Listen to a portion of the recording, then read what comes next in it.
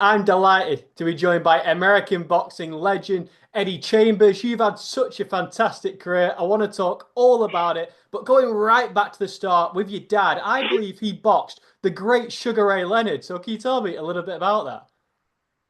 Well, I wish I would have been able to see it, but I wasn't there yet. You know what I mean? But yeah, my dad told me about it. He had a chance to fight a number of good, well, great fighters from the past that you might recognize or might have heard the names of. I know Boom Boom Mancini was another guy that he had an opportunity to that was going to come over and I think make a show. They were going to come over to make a show. It just never happened back then. He also had a chance to fight a guy from the Irish Olympic team as well. Back then they flew over and all that. So back then boxing was just such a big part of life. Most people, when big fights came on, that was all that people paid attention to was the big fights. But now it's a little different. I mean, don't get me wrong. Don't get me wrong. We still get some fanfare and there's some other things that are kind of tied to boxing now with the YouTuber type situation. And Jake Paul brought a lot of interest to the women's boxing and boxing in general. So, yeah, I mean, it's on an upswing now in recent years, but yeah, um, it's still not like what it was in the '70s and '80s and '90s. Well, can you tell me a little bit about your amateur career? Because I know you love going on the road, learning so much from your dad, back and forth, various trips across the country, picking up Burger King after those big fights. So can you tell me a little bit about You must have paid attention, that? because that is exactly what has happened at different times. I might have, I guess I told you about that, but anyway, um, yeah, it was. I didn't go to many national tournaments actually, but I went to a lot of what they would call fight shows that are held in amateurs. Yeah, we went to a lot of shows, so we would go like to surrounding areas.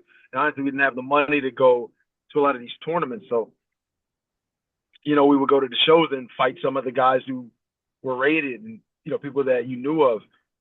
And even in my area, I remember we used to have fights every week in Greensburg, PA, at this one venue that we would just for a long time. I think it lasted for almost a year. Where well, we didn't fight every time there. I forget how long it lasted. I'm not sure exactly. Yeah, we would go there every week. Even I remember one week I literally fought, and it wasn't even a tournament. I fought like 5, 6 days in a row.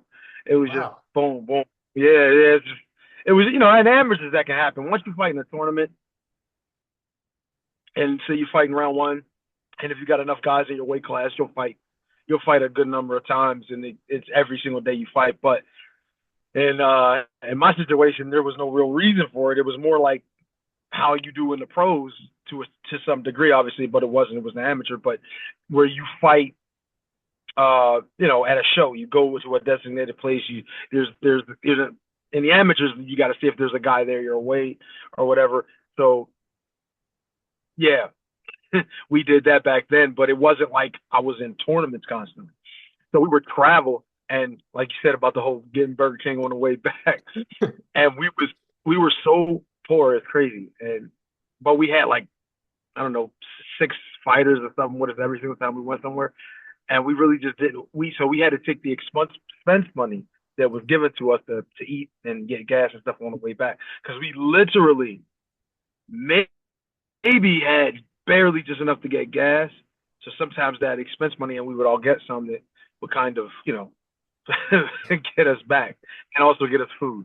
So yeah, it was crazy, but it was what I don't think I would trade it. I know I wouldn't trade that for anything, to be honest, unless I was some kind of basketball player or something, which I love that much. I love that too, but no, I wouldn't trade it because the experience created me created honestly I don't think I would have gone that far in boxing if I didn't have those kind of humble beginnings. It's amazing you went on such a fantastic adventure, all leading to what was probably the biggest victory of your career, Samuel Peter, who was an absolute monster, such a huge puncher. And you put on a great display that night with your footwork. So tell me all about what being in the ring with Samuel Peter was like. It was nerve wracking at first, and well, not at first, pretty much the whole time. Not really. I mean, honestly, I don't have. like it wasn't so much fear of the man, but it was fear of trying to be able to complete the task. You know what I mean? So it's like I'm in there with a guy who's a puncher that can knock your lights out at any point. So it's like I'm trying to do the right thing. I'm trying to stay safe. And then as the fight starts to continue to go forward, I start realizing that I don't really have to be that safe to that degree. Don't get me wrong, you still got to be careful because punch can come out anywhere, but I didn't need to be as safe as I was being. So I started to kind of open up a little bit and try a few different things. And as soon as I get back to the corner, nah, man, keep moving. Don't stand in front of him. What you doing? Like, you don't give him a chance. And I'm sitting there like, dang, man, I feel like I could do much more than what I'm doing. Not that I wanted to do, not that I wanted to take unnecessary chances or unnecessary risk, but I did feel that I could stand there in front of him and make him miss and make him pay a little bit more, to the degree that maybe I might not have been able to physically like hurt him or wobble him. Maybe I could have. Who knows, right? But I would have been able to sit down on the punches and then leverage more combinations at closer range, whilst also making him have to be forced to punch more, which would then wear him down even further because he was already kind of not in the best shape ever. That he's ever been in. So I think if I pressed a little bit more on the gas and gave him a little bit more opportunity, but it would also give me more opportunity to complete the task and possibly, I'm not going to say stop him, but at least make it look like damn close to getting there. Absolutely. You were tremendous that night. And at that stage of your career, you were truly one of the best heavyweights on the planet. And it was performances like that that got you into EA Sports Fight Night Champion. So can you tell me what it was like to be in that game? When I was doing my research, I looked and there's literally forums of about how tough Eddie Chambers was to beat on Fight Night Champion. And they probably like, who is this dude? Why is he so hard to beat on there? And it's like, yeah, they just, you know what? I can see in real life, I think I should be harder to beat than on there. But anyway, no, but it was an awesome thing. And I remember when they told me the Fight Night Champion was the second one, which I opted to do for, no cost. Like, I didn't even care about the money.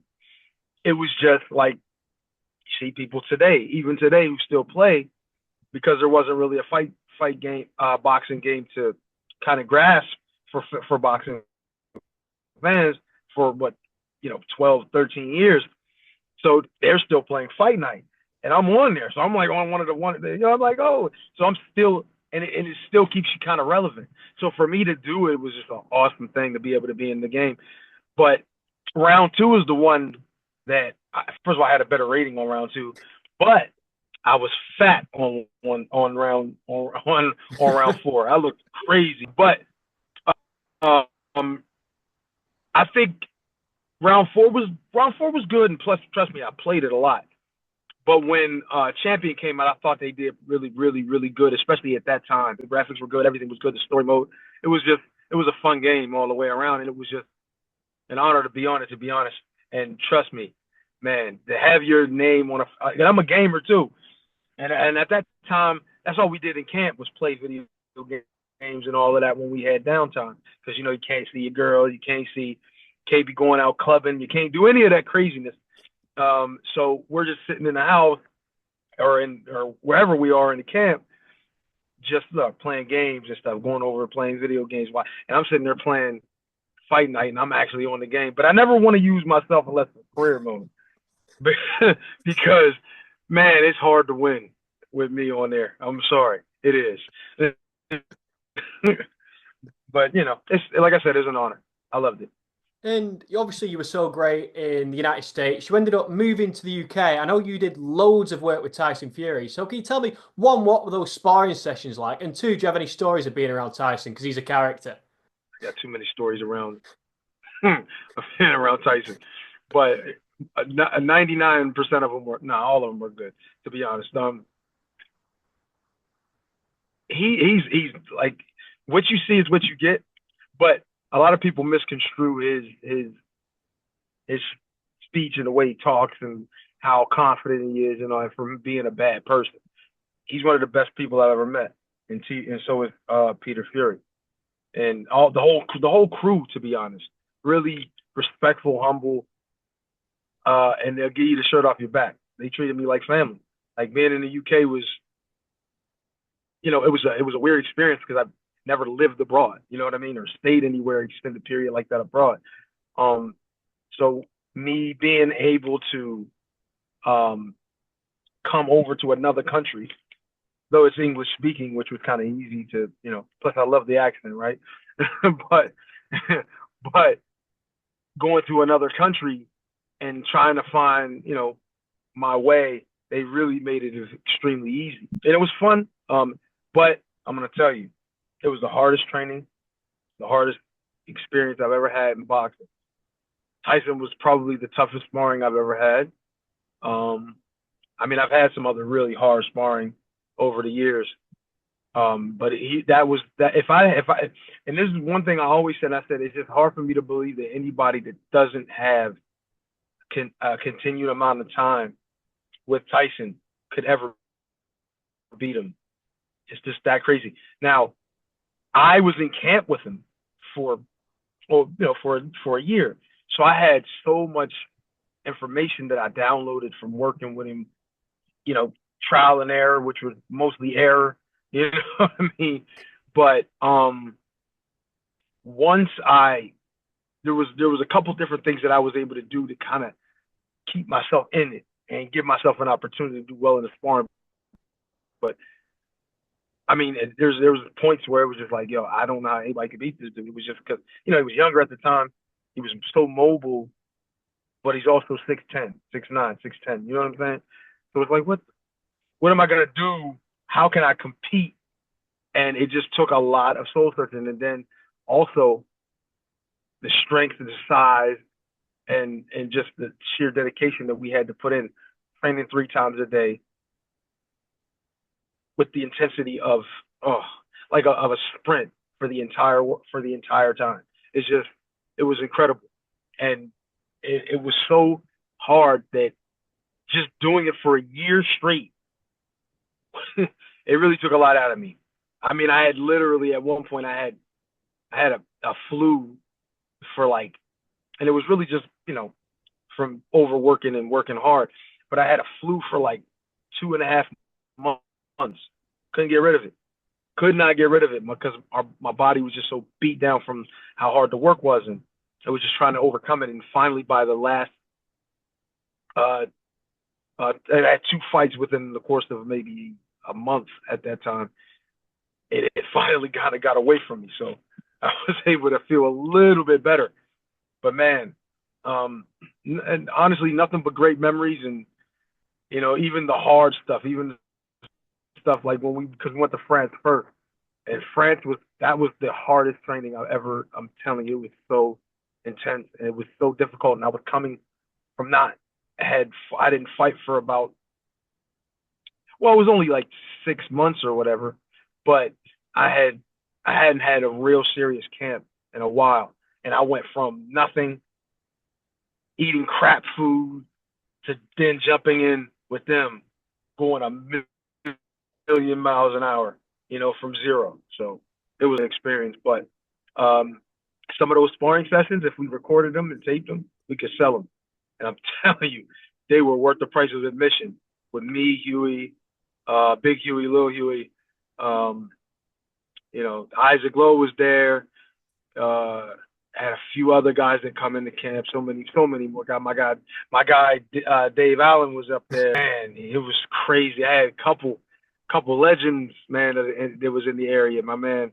But it was so many guys that came through, and every single one of them struggled with Tyson. I'm telling you, every single one of them. So I even had sparring with Tony Bellew. I got work with Callum Smith. Even man, it was like, and I really like Tony. He's a great dude, and he could punch a lot more than people really understand. But there's so many great memories from being over there. It's a shame that I was only over there for a year, but boxing it's tough, man. It does a lot to your psyche, and if you don't see certain things happen, especially as long as I was in it up to that point, even. I had been like a 14-year pro up to that point. And it's just, you almost want to get away from it. You know what I mean? It's so rough. I mean, Eddie, you've been on such an adventure from starting in the amateurs and getting the Burger Kings to beating Samuel Peter to Fight Night champion, training with Tyson. What do you think is the craziest memory of your entire boxing experience? Damn. Well, my craziest memory was no memory at all when I lost that fight with Wladimir. No, but the craziest, the high, the one of the highest moments was being announced in the fight with Wladimir Klitschko, fighting for the heavyweight championship of the world, being in the dressing room, then coming out, watching and looking at the stands and seeing literally 50,000 people in the stadium. Remembering the stadium when it was empty, and then looking at it when there was all those people was like it's two different, completely different memories. Like I swear to you, the stadium looked smaller when there was nobody in there.